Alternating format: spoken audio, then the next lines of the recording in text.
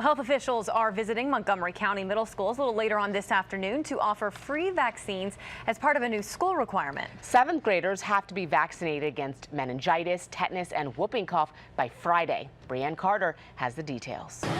It's a key move to keep middle school students in Montgomery County healthy. The public health concern for everyone to make sure that the kids are healthy when they're going to school. Starting today, the Department of Health and Human Services will set up free vaccination clinics inside certain Montgomery County middle schools to make sure all 7th grade students can get the required shots.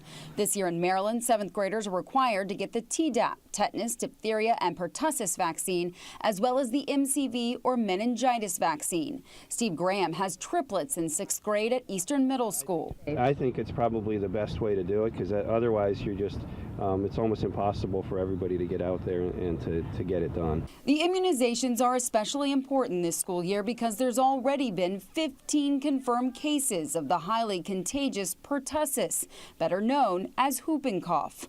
I think innovative ways of trying to ensure that the entire school-age population can be vaccinated are very important and should be supported.